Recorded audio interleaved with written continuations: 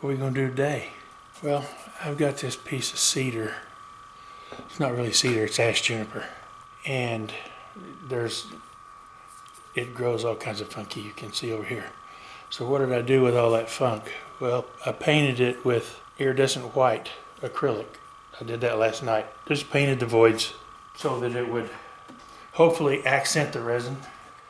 I'm gonna put it in this here bucket, and I'm gonna mix up some alumilite, and I'm gonna use pearlescent white and a little bit of cactus. But that's not all that's going in there.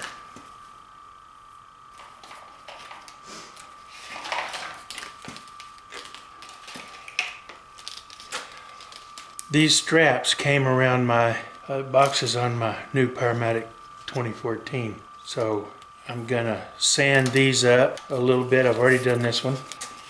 So basically I'm gonna rough this, because this green plastic is pretty shiny. So in order to get the resin to stick to it, I don't know what this stuff is made of. I'm roughing it up with some hunter grit, just to give it some tooth, or to give the resin some tooth to bite to it. Doesn't take much, and you don't have to go crazy.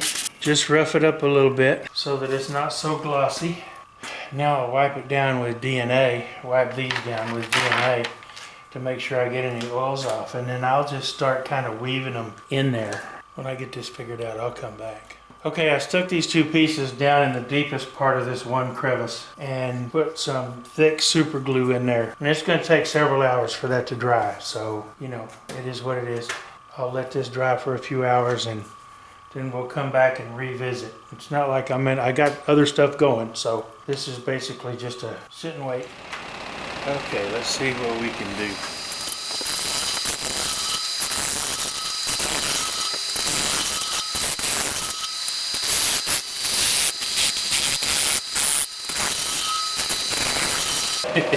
Time for the dust collector.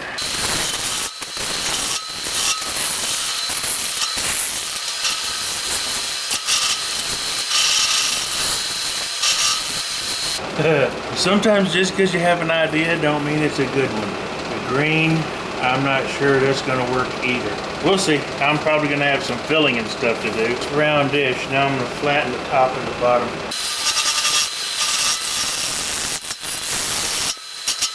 Pretty nice void right there. And there. That's weird.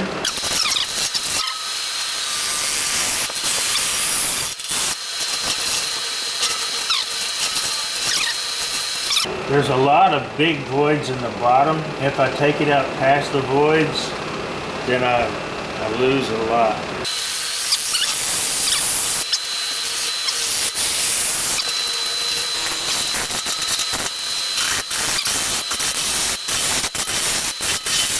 Trying to get it flattish before I cut my tenon over here, or mortise.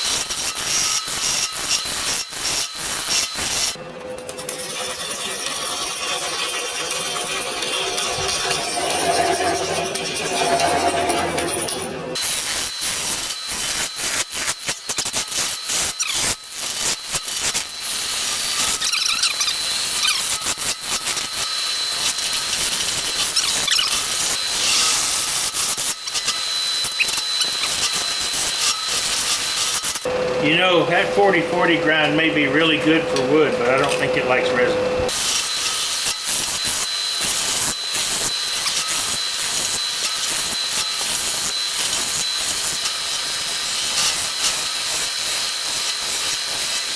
Okay, I think.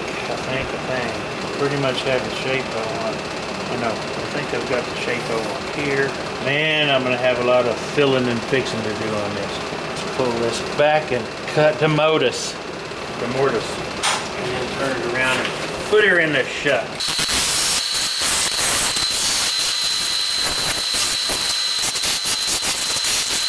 Remove you for a minute, get rid of this tool rest.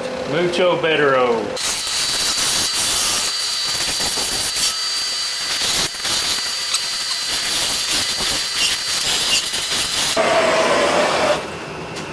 Cranky, I think I may have it hot enough.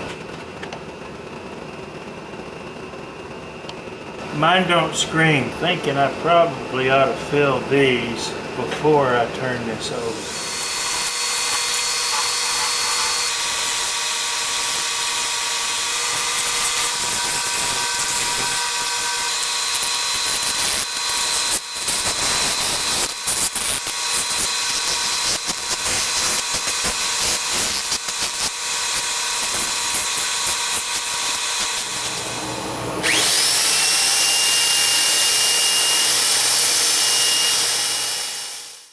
Und one eternity later.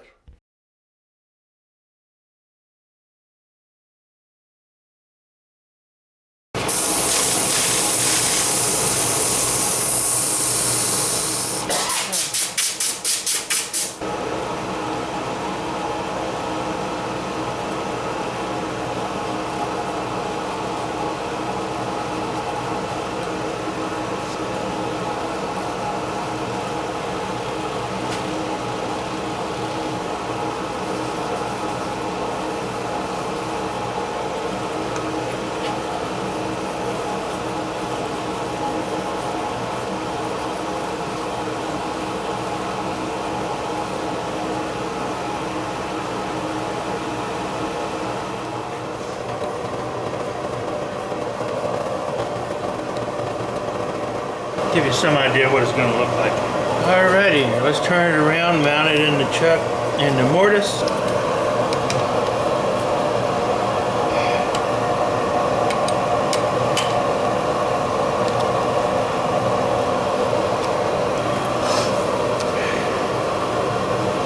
As I've showed you before, I always like to bring my tailstock up to apply pressure to the piece, especially if I've got a center mark. That way when I tighten this up, I know this should be true.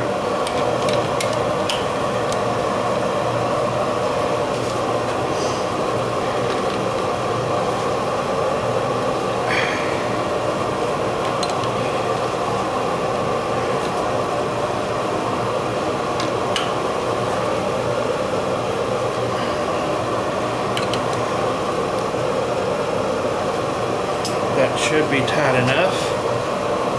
Let's see how true it runs. Pretty good. Back the tailstock up. Still true. We're in good shape. I'm going to leave the tailstock up for a little bit, just for my own security, be it psychological or otherwise.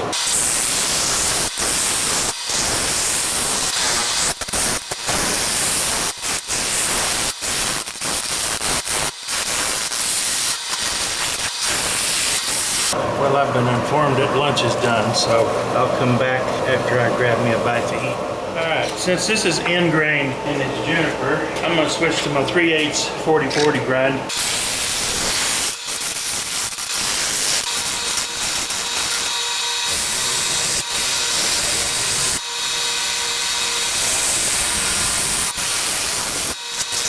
That's about as deep as I'm going to be able to go with the tailstock in place, I'm afraid. I'm going to try not to get in your way.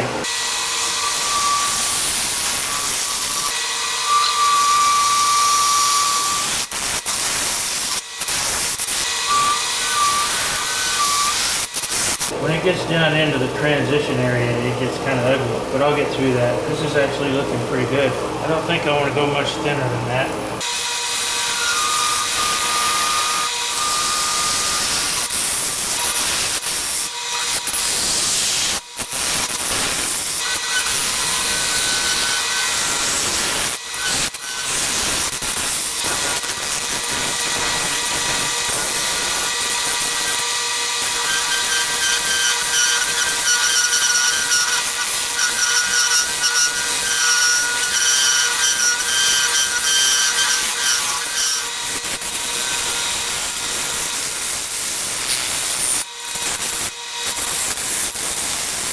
Well, 40/40 grind is not that great for resin, but my goodness, it's great for end grain. Stuart ain't wrong there. It positively excels at end grain.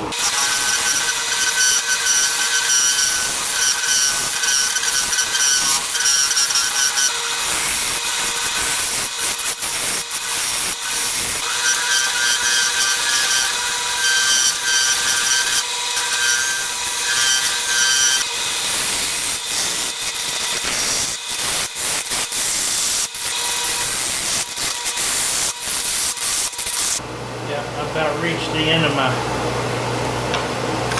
got the end of my reach on my 3/8.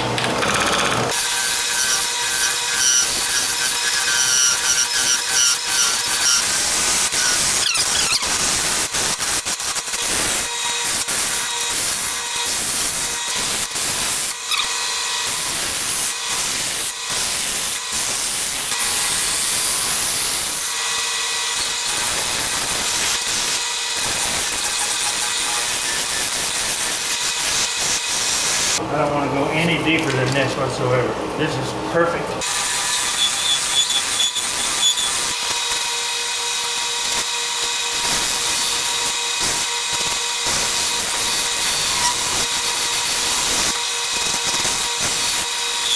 I'm going to stabilize some of this end grain with CA.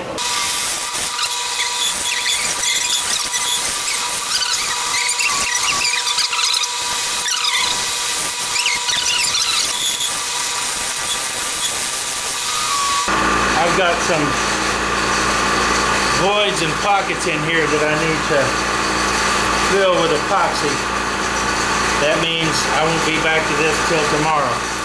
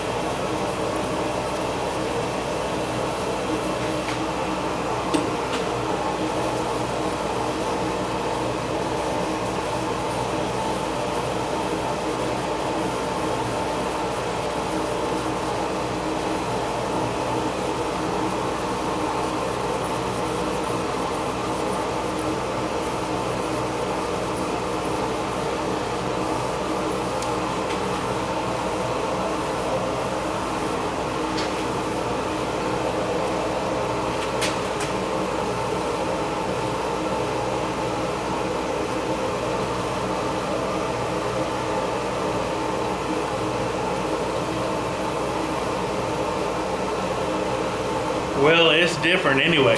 Let that dry for a minute, I'll be back.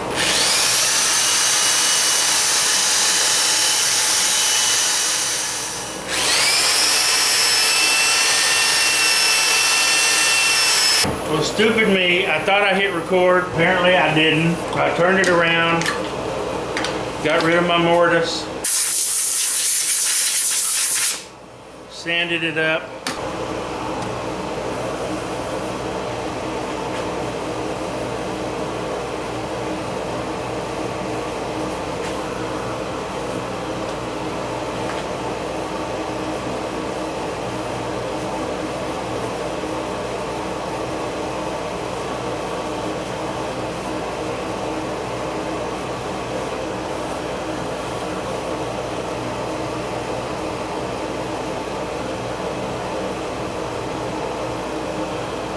Gotta get all the dust off of it. So when I shused it,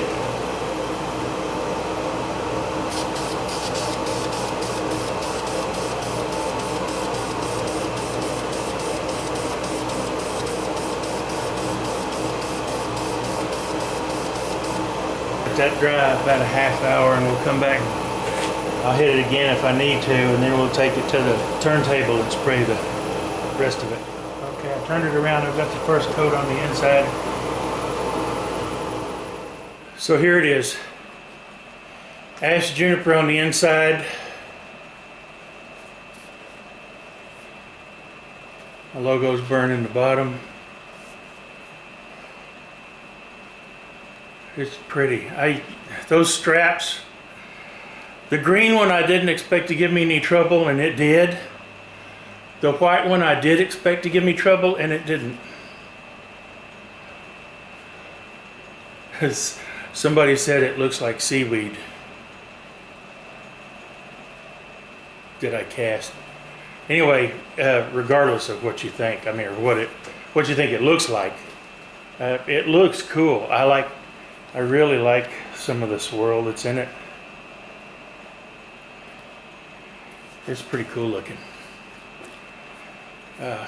alumilite with white pearlescent and white pearlescent dye from Jacquard and